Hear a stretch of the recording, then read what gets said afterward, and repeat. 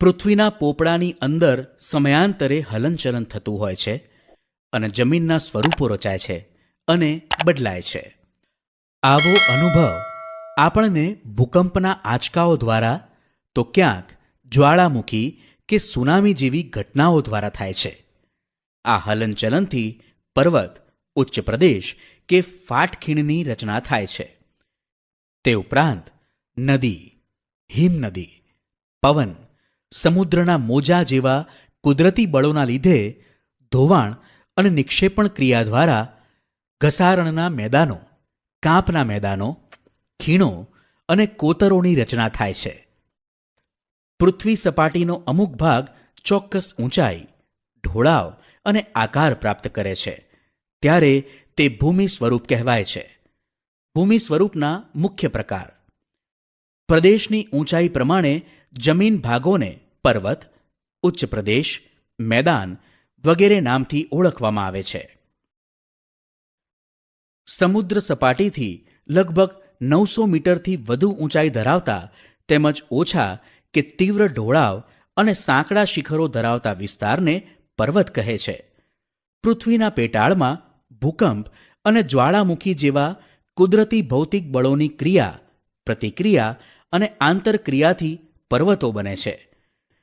પર્વતોના ઉદ્ભવ અને વિકાસમાં એકથી વધુ ક્રિયાઓ અને બળોની અસર જોવા મળે છે. તેથી પર્વતો તેના વિવિધ પાસાઓના સંદર્ભમાં એકબીજાથી અલગ જોવા મળે છે. પૃથ્વી સપાટીના આશરે 26% વિસ્તારમાં પર્વતો આવેલા છે.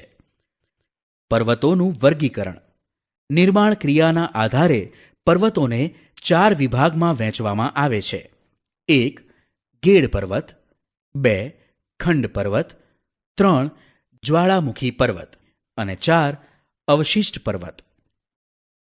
ગેડ પર્વત મોટે ભાગે સમુદ્ર તળિયાના પ્રદેશો કે જળાશયોના તળિયે એકત્ર થયેલા નિક્ષેપના બંને બાજુએથી દબાણ આવતા કરચલીઓ કે ગેડ પડે છે. તેના ઉર્ધ્વ વળાંકને શિખર તરીકે અને અધો વળાંકને ખીણ કે તળેટી સ્વરૂપે જોઈ શકાય છે. એશિયામાં હિમાલય, યુરોપમાં આલ્પ્સ, ઉત્તર અમેરિકામાં રોકીઝ અને દક્ષિણ અમેરિકામાં એન્ડીઝ દુનિયાના મુખ્ય ગેડ પર્વત છે. ખંડ પર્વત ભૂગર્ભિક બળોને લીધે 2 ભૂમિ સ્તરો પર ખેંચાણ બળ લાગે છે ત્યારે તેમાં તિરાડ કે ફાટ પડે છે.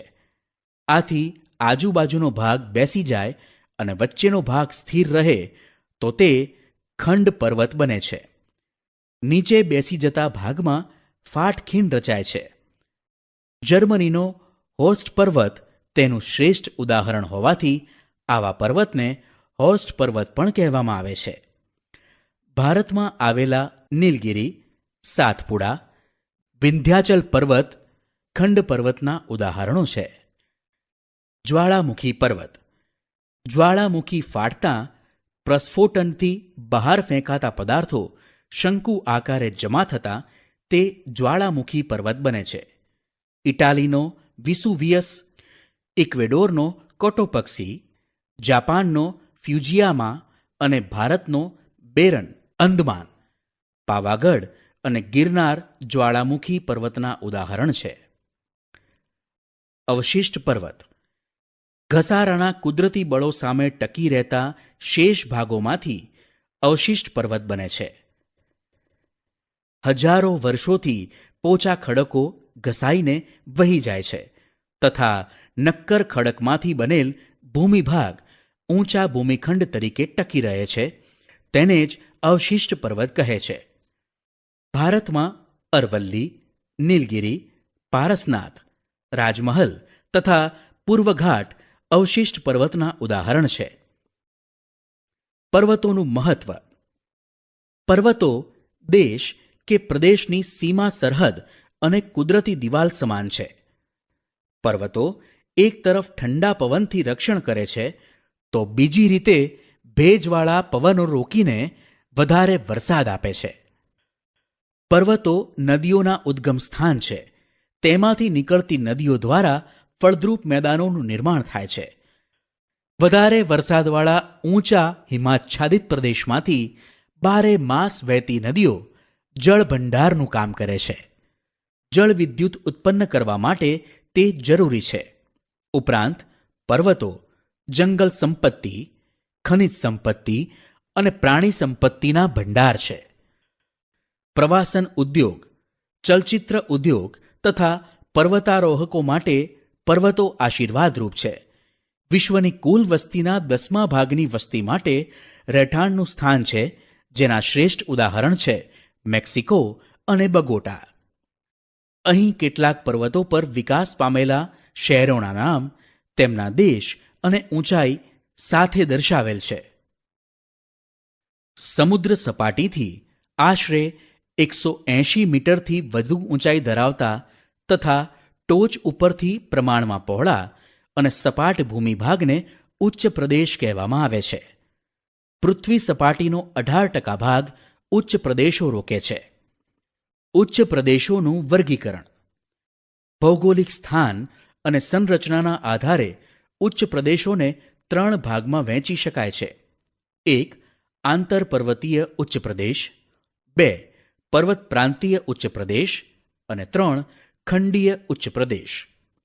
આંતર પર્વતીય ઉચ્ચ પ્રદેશ ચારે બાજુથી ઊંચી પર્વતમાળાઓથી પૂર્ણ રીતે કે આંશિક રીતે ઘેરાયેલ ભૂમિભાગને આંતર પર્વતીય ઉચ્ચ પ્રદેશ કહેવામાં આવે છે. તિબેટનો ઉચ્ચ પ્રદેશ અને મોંગોલિયાનો ઉચ્ચ પ્રદેશ જેના ઉદાહરણ છે. પર્વત પ્રાંતીય ઉચ્ચ પ્રદેશ પર્વતોની તળેટીમાં એક તરફ સીધો ઢોળાવ ધરાવતા પ્રદેશને પર્વત પ્રાંતીય ઉચ્ચ પ્રદેશ કહેવામાં આવે છે. પેન્ટાગોનિયા, પિડમોન્ટ અને ભારતમાં માળવાનો ઉચ્ચ પ્રદેશ જેના શ્રેષ્ઠ ઉદાહરણ છે.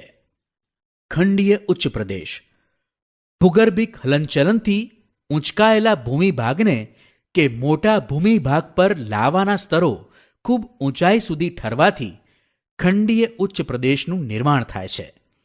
ભારતમાં મહારાષ્ટ્રનો લાવાનો ઉચ્ચ પ્રદેશ, બ્રાઝિલનો ઉચ્ચ પ્રદેશ, અરબસ્તાનનો ઉચ્ચ પ્રદેશ, સ્પેન, ગ્રીનલેન્ડ, એન્ટાર્કટિકાનો ઉચ્ચ પ્રદેશ જેના ઉદાહરણ છે. ઉચ્ચ પ્રદેશનું મહત્વ. ઉચ્ચ પ્રદેશની લાવાની ફળદ્રુપ જમીન હોય તો કપાસની ખેતી માટે અનુકૂળ બને છે. પ્રાચીન નક્કર ખડકના ઉચ્ચ પ્રદેશમાંથી લોખંડ, મેંગેનીઝ, સોનું જેવી કિંમતી ખનિજો મળે છે. જેમ કે ભારતના છોટા નાગપુરનો ઉચ્ચ પ્રદેશ, આ જ ઉચ્ચ પ્રદેશના ઢોળાવો પશુપાલન માટે ખૂબ જ મહત્વના છે. પ્રવાસન અને ફિલ્મ શૂટિંગ માટે ઉપયોગી છે. જાણવા જેવું, ગુજરાતના સૌરાષ્ટ્ર દ્વીપકલ્પની લગભગ મધ્યમાં ઉચ્ચ પ્રદેશની રચના થયેલી છે.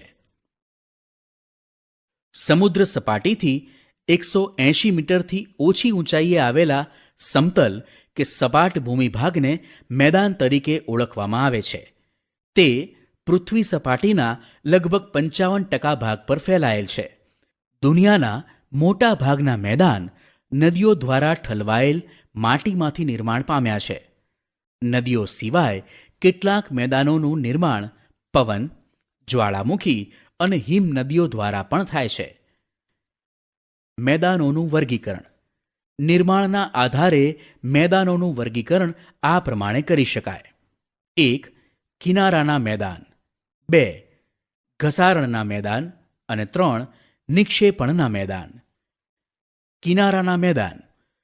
આ મેદાનનું નિર્માણ મુખ્યત્વે સમુદ્ર કિનારા એટલે કે પૃથ્વીની ભૂગર્ભિક હિલચાલને કારણે સમુદ્ર કિનારા નજીકનો ખંડીય છાજલીનો ભૂમિભાગ ઊંચકાય ત્યારે બનતા મેદાનને સંરચનાત્મક મેદાન કહે છે. આવા મેદાન મોટે ભાગે ભૂમિખંડના કિનારે જોવા મળે છે. મેક્સિકોના અખાતના કિનારે ફેલાયેલ સંયુક્ત રાજ્ય અમેરિકાના દક્ષિણ પૂર્વે આવેલ મેદાન તેનું ઉદાહરણ છે. જમીનના તળિયા ઘસાવાને કારણે પણ આવા મેદાનનું નિર્માણ થાય છે. ઓસ્ટ્રેલિયાનું મધ્યનું મેદાન આ પ્રકારે નિર્માણ પામ્યું છે. ઘસારણના મેદાન.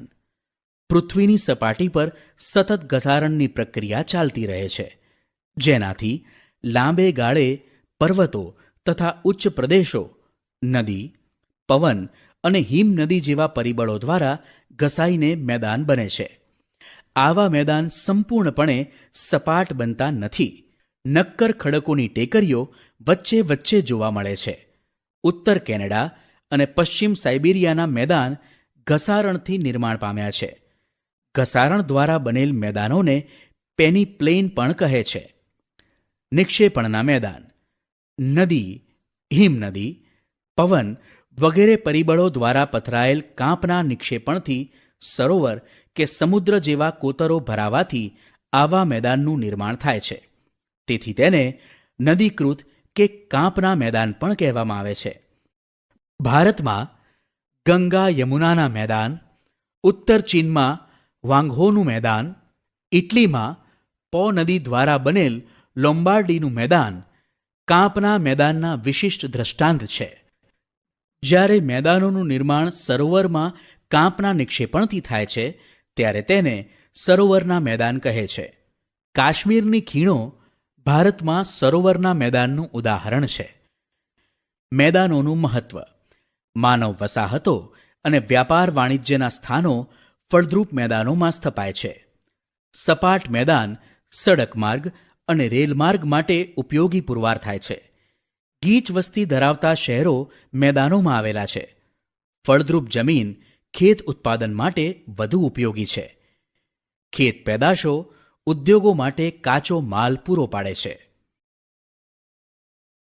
ઉપસાગર સામાન્ય રીતે મહાસાગરના જળભાગનો આંશિક ભાગ એટલે ઉપસાગર, જે જમીન ફરતે ખુલ્લા વિશાળ સરોવર જેવો આકાર ધારણ કરે છે.